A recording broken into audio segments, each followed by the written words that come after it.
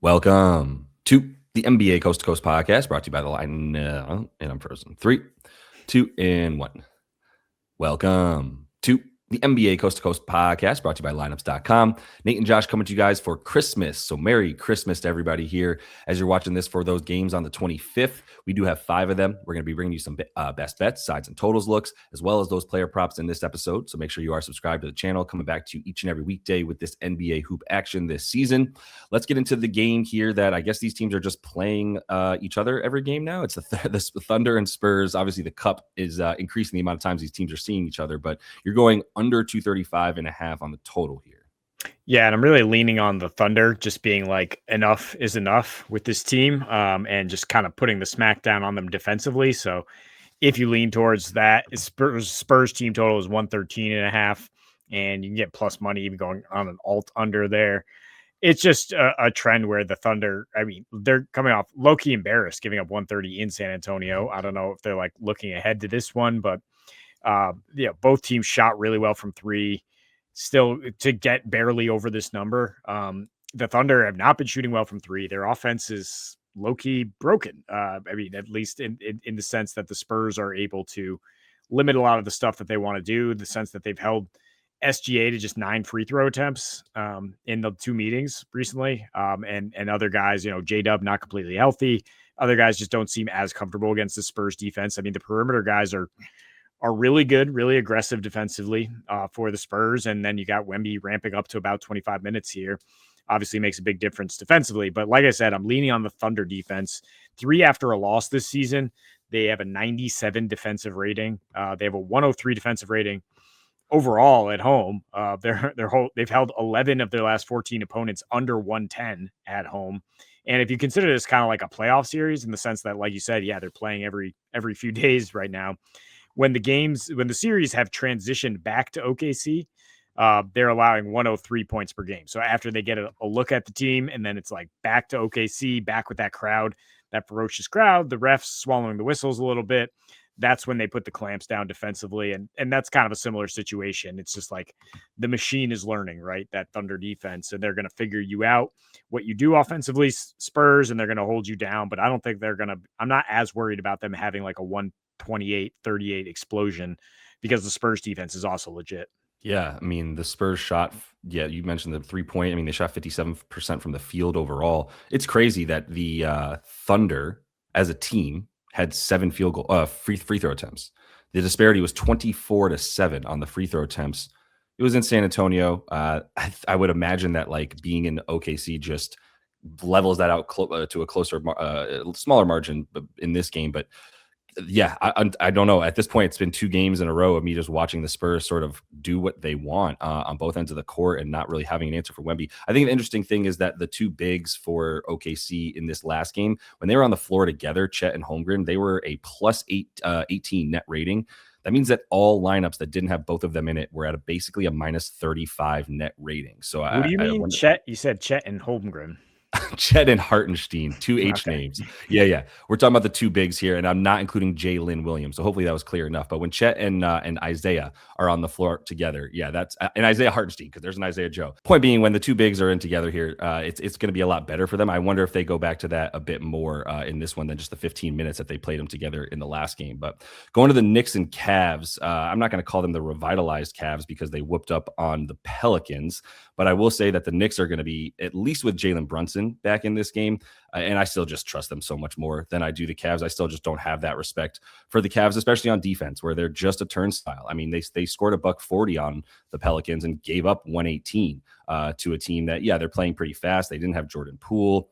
Just bad, just really, really bad on defense. The spot up shooting is going to be a problem because they're going to need to help out on Jalen Brunson in the ISO, which was the case in the first game as well. There's nobody on that team that you trust. Maybe you get a bit more Jalen Tyson, but they need Sam Merrill out there as well, which we talked about a couple games ago, which is like he's so important to this offense just because of how, to be fair, he's shooting an insane percentage from 3. So he is wicked hot this year and might lead the league in that if he plays enough games at this point. But that's how crucial he is someone to make threes other than Jalen Tyson, who's the only one hitting catch and shoot besides Sam Merrill at this point. And that is crucial for beating the Knicks. I just don't think they have enough of it. And the Knicks are going to be able to switch everything with Donte. So he's going to have to get hot from 3, which, I mean, he's been good, but He claims he doesn't want to take 30 shots a game to try to win. I would argue he does, but it's just not a recipe for success against the Knicks, who are not going to give anything up in ISO. They're not going to give up any one-on-one stuff because they are going to help on the ball so well, and you're going to have to make shots, and that's just been such a problem. So look, the over still looks good. It's just been bet from 230 to 239. I would have played this up to like 236.5. At 239.5, I think it's fair, but I mean, before it spills into 240, I would not argue with anybody playing the over. That would be my preferred bet. It just got hammered for good reason, because I do think the Cavs will be able to score with Merrill out there, and I also think they're going to be brutally bad on defense once again, especially without Mobley. Yeah, you have to beware the 12 p.m. Eastern start when you play an True. over, right? So, Right. I mean, yeah, all the numbers would indicate these teams would be in an absolute shootout, but the history of early games are the opposite, especially on Christmas. So that's why, yeah, I like your look here, not touching the total, just taking the Knicks. I mean, I think it might be a money line partner for me with some of the props we look at here. But moving on to West Coast game, I expect some overs here, even though it is going to be relatively early out in LA. But I think a fast start, a first half over is a good look here, which is, the game total is 230 now. It's creeping up a little bit, but to get less than that in the first half, it's understandable that books do this because, the free throw game late, I suppose. But I mean, when you have Luka Doncic, you want a first half over, because Luka will often score 20, 25 points on his own damn self and just like absolutely light it up to start. He is kind of the code to crack this Rockets defense, which frankly came out really flat 2 nights ago and got torched by Kawhi and Harden. And now we're in a similar situation where you have the 3 ball handlers for the Lakers, but also like just cut them some slack, man. They're at a crazy rest disadvantage here. 5th in 7 nights with an OT game mixed in there in sack. They have very bad splits defensively on short rests. And the Lakers defense is pretty much a mash unit that JJ Redick had masked through some sort of smoke and mirrors for a while. And like, wow, they have a good rating. But I mean, now that LeBron's back in there consistently and he is contractually obligated to play LeBron and AR and Doncic at the same time, there's nothing you can do. Like, your defense is going to be really bad, and you're going to have to match that with offense, which they've done pretty consistently, especially at home. The last 6 home games with LeBron have averaged 250. They have he has an individual 123 defensive rating in his last 5, and they have a 130 defensive rating in the first half. So that's kind of like part of the cap here. They're allowing 66 points per game in the first half. Houston has the number 1 offensive rating in the first half of the last 5. So it's just a situation where, like, if LeBron is going to be able to buckle down and get some stops, he ain't doing it early. He's letting you coast in there, and they're just going to try to match points, and they're going to see where they're at down the stretch.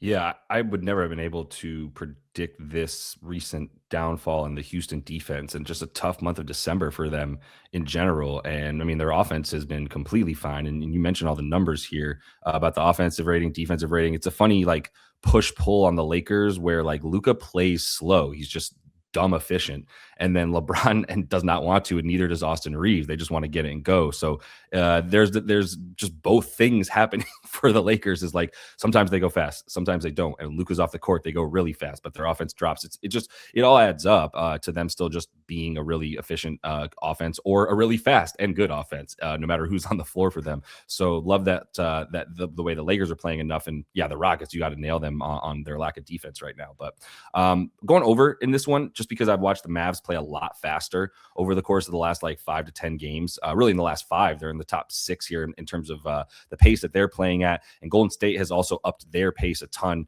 which has coincided with Jimmy's offensive aggression increasing as well. We've seen, if you were paying attention at all, which I guess I'm out here just exposed to the Bay Area media, so I'm not going to expect everybody to have listened to interviews from Draymond and Steph and Steve Kerr in the last week, and Jimmy himself after shoot around times like that. But the strong intel that's been coming out of the Bay is like Jimmy needs to be playoff Jimmy now.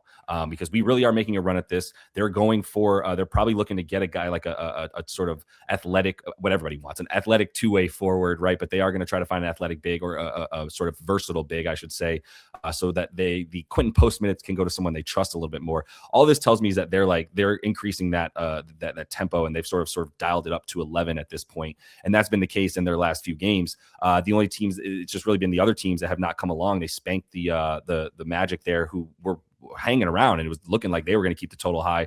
Then the Warriors just kept shooting, hit 120. They couldn't even reach 100 for the for Orlando, but that's just not what's been happening in Dallas actually over the course of the last, basically since AD has been back, right? The offensive rating been about 115 in their last 10. Nothing to like write home about, but Ryan Nembhard's reintroduction to the starting lineup and a lot less D'Lo has actually been better for the offense as well, as Nemby has definitely increased their offensive rating when he's on the floor with AD right now, just as sort of like a two-man lineup. It's a nice 119 offensive rating with those two guys. So I love the way that they're continuing to play. The Dubs is, like I said, on offense, they're still really good on defense. I don't want to take away anything from these teams defensively, but there's going to be holes. We might not have PJ Washington, some injuries for Dallas that would help their defense. I just like this to get to about 232 or so.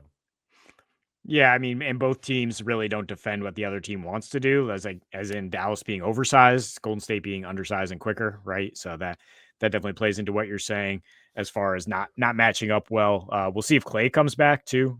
He always is gonna want revenge in the Bay. It makes sense if he sat out a couple games ahead of this one, circling it. And yeah, the chemistry between Coop and AD we just saw hit new highs. Granted, that was at home. I didn't even mention Flag. You're totally right. Like, dude has come on. Big shout outs to Coop. Yep. Yeah, love to see it here. Moving on to props though, love this man, right? Absolute favorite. It just feels warm and comforting to bet on Donte DiVincenzo because he's out there just playing good basketball, and I love the fact that he got hooked by this number in his last game, landed on 21, right, in a game where the Knicks rested guys, and it wasn't like a real full shake. But the previous 5, he's averaging 28.5 PRA, dude. Up from about 30 minutes on the season to 33 minutes per game in that stretch. Jaden McDaniels sat on Tuesday. He'll probably be back, but I don't know if that really like eats into any usage or playing time. I think more key on the other end is Cam Johnson's probably not playing for Denver. And that leads to more THJ and Bruce Brown, guys who are just not scary defensively. And we're already talking about a terrible defense. Frankly, I mean, that's allowed teams to shoot 46% on regular distance threes in the last 10 games. Only Atlanta's worse, and that's just crazy to think that someone is worse than that. But 46%, they just do not guard the wing or the corner three. At 42% in general at home in the last 7, that is worse than the NBA. Also bad protecting the rim. DDV, since joining the Wolves, has not like gone off scoring wise against Denver. He definitely could in this spot, but the peripherals are really encouraging. He's averaging 5.5 rebounds, 4.3 assists. It's just going to be all over the floor, I think, playing winning basketball, like I said. And I think this will be a high scoring one out in Denver. Yeah. I have not had success betting on DDV. I'm not saying he's not a good bet, and he's been playing super well, but that's definitely going to be you riding solo in terms of like feeling comfortable with him, because I miss. It's just one of those guys where I just don't hit. But this is a great matchup. Yeah, Denver has been hemorrhaging stuff this way, and they kind of, I don't want to say they fooled us. They just don't have Aaron Gordon and Christian Brown. And when they don't have those guys, the defense that was about 5th in the league before those guys went down is not that anymore. It looks a lot more like the holes. They have a similar holes to what they had last year on their defense right now. But Brucey B is going to get some time because Cam Johnson's not out there. I'm not sure that Peyton Watson, we should expect him to get to 30 minutes just yet after he only played 23 in a game. They really needed someone like him in that last game that was a loss to the aforementioned Mavs here when that game reached like 270 something.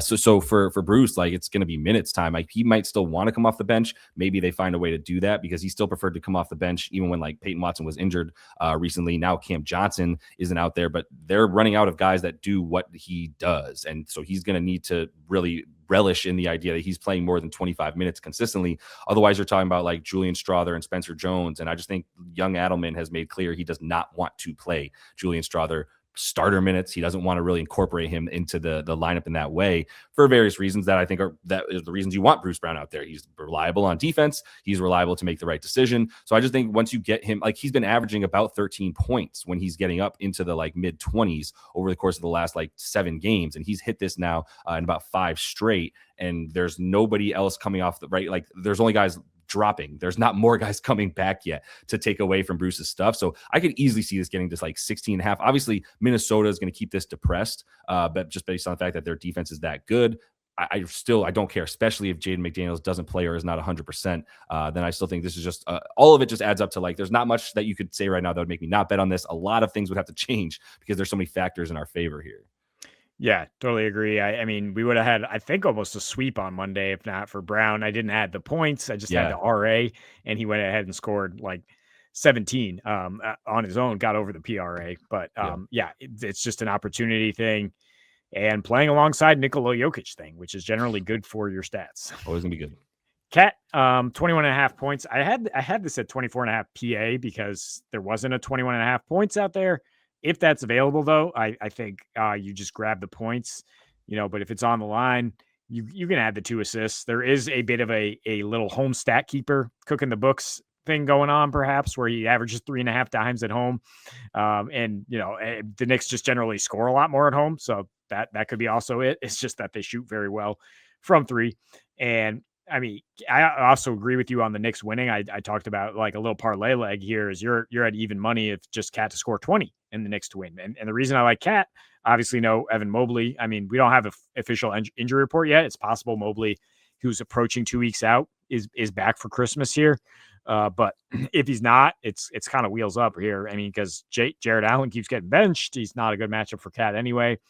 And you have Dean Wade, who can do a little bit of everything for you except guard a dude like Cat. Cavs, as we know, bottom 5 3-point defense recently, bottom 5 allowing shots at the rim recently. They're on their 3rd and 4 days. Their defense has just been abysmal, especially on short rests. And I mean, obviously he's coming off 38% usage is Cat without Brunson 2 nights ago. But I mean, even if JB is back and OG are back, like they've had a crazy workload lately. They have tougher individual matchups on the wing, and then Cat does against a Evan Mobley-less lineup.